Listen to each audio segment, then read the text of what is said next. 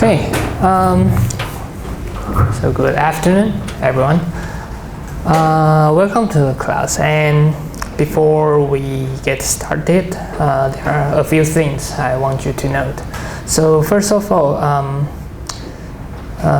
you can already enroll this course in the system if you are a graduate student, and if you haven't done so, please don't forget it. And if you are an undergraduate student, you have to wait until the semester starts to enroll. Okay. Second, the final exam is scheduled on this Friday from 2:30 to 4:30. It's in the room 101, so it's the room in the back, right? Okay. And one more thing, do you already have your student ID card? Yes? No? No? No? You haven't? Because I'm thinking maybe it would be a good idea to let me think about it. But if you already have your student ID card, please bring it with you on the day of final exam, okay? Okay, and the third thing is that the solutions for topic A and topic 9 are uploaded already. So if you, like, just for you to practice, okay? And one more thing, I put a feedback form here, and like you can click into it. So here's some information about it, and this is optional. Okay, so you don't have to do it, but if you do it and if you want to give some constructive feedback, I will be really appreciate. Okay, I will really appreciate that. Yeah, so that survey will open until September 12th, and it's anonymous. So like, as long as you don't put your name on it, I don't know who write it. Okay. And what else?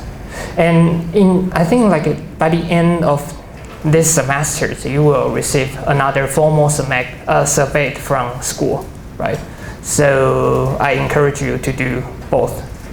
Okay, but once again, like there's no punishment if you don't do that. Okay. Right. So that's all the announcements, and as usual, before we start, I would like to do a little bit warm up here. So last week, we covered a few topics like linear algebra. We talked about how matrices can do the operations, and we also to the concept of column space, null space, and how to find the rank and nullity of a matrix, and also talk about how to find the eigenvalue and eigenvectors of a matrix, and also talk about the projection matrix and the relationship between projection matrix and ordinary least squared regressions. Okay. And also in the videos, I talk about the multivariable calculus, talking about the differentiations when we are in a Rn world.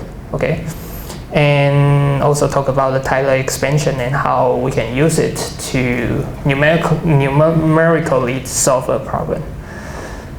Okay, and like in another videos, I talk about the optimization problem. Okay, and talk about how the primal problem, what is the dual problem, and about the KKT conjections and how you are going to derive it and how you are going to get the optimal solutions of that problem.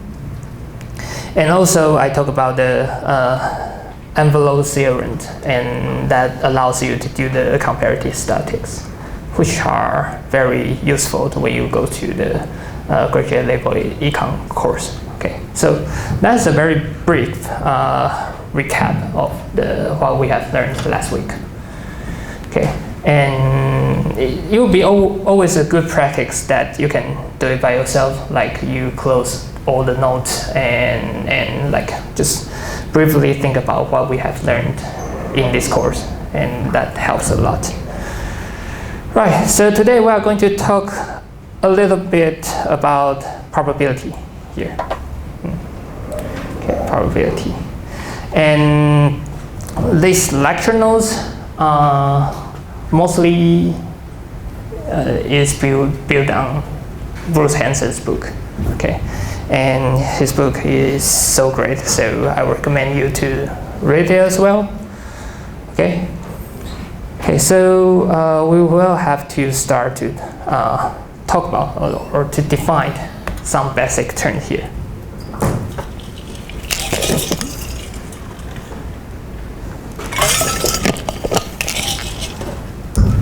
So the first one is random. So here we describe an outcome as a random if we don't know the result in advance. Okay, like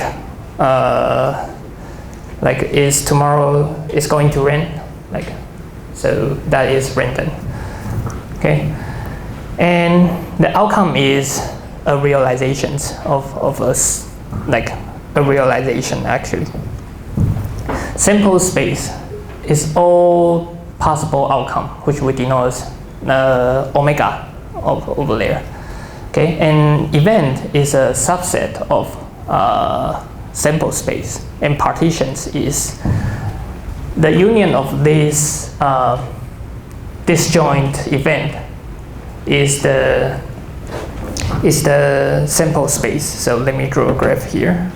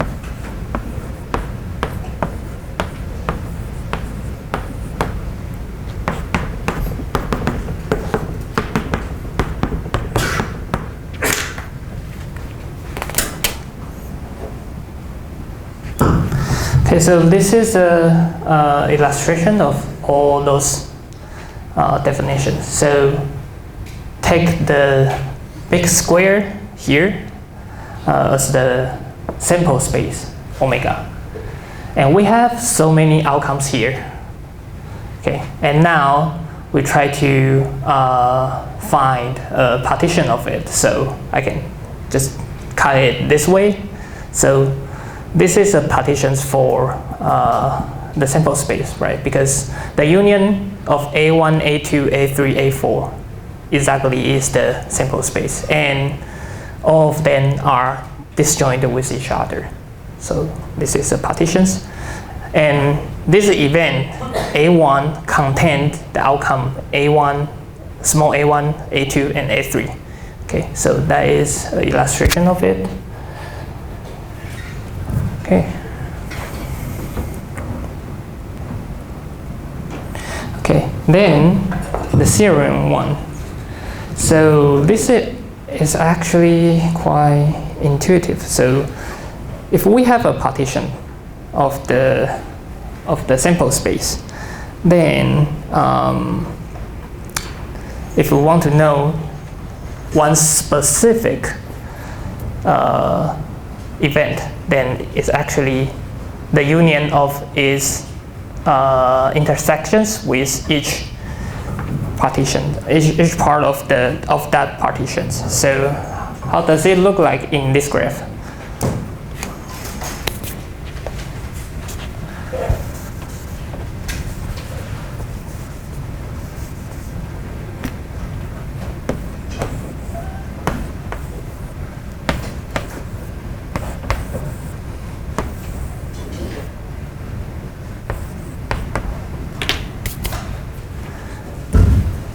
Okay, so it looks like this one.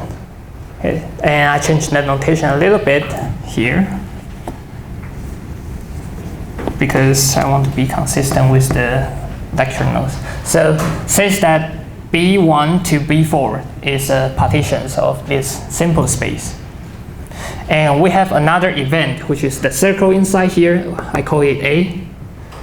Okay, so what is A? A is actually you can use the union of its intersections with each partition, right?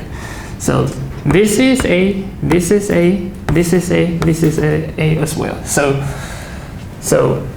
you can put it this way. A is the union from 1 to 4. The intersections between A and